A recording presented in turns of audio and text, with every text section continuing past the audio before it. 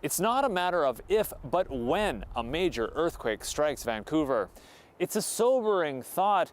The good news is Vancouver has been preparing, but now recognizes a gap in certain types of buildings in Vancouver, especially those that house the city's renters. The risk assessment shows that many of those impacted could also be those who are least able to prepare for an earthquake and also least able to cope with an earthquake afterwards. City staff say changes are needed to help owners of privately owned, oftentimes older buildings retrofit them or upgrade them to better withstand an earthquake. And it sounds to me that one of the big takeaways is that our preparedness levels need to get higher. Not only are we talking about the buildings, but our public needs to be ready for what might be coming. Yes, both preparedness and risk reduction need to be key focuses as we move forward. New modeling from the city shows a 7.2 magnitude earthquake would damage or destroy nearly 6,100 buildings, injure or kill more than 1,350 people, and disrupt and displace over 1/3 of residents and workers for more than 3 months.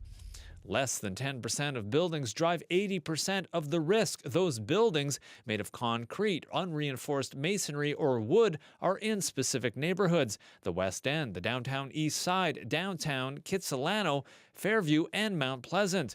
There has been work done to earthquake-proof schools, public buildings, and bridges, but experts say not enough with privately owned buildings, such as those in several Vancouver neighborhoods. So we have lots of high-rise buildings in the West End that were built before we knew how to design for earthquakes. So some of those buildings have a very high risk during a significant earthquake. And this is the start of identifying those buildings and then doing something about it.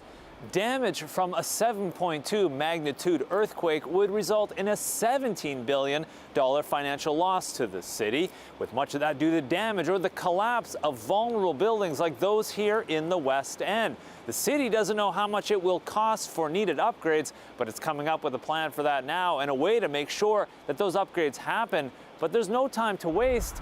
There's a 1 in 5 chance of a very strong earthquake happening in Vancouver sometime in the next 50 years. Chad Pawson, CBC News, Vancouver.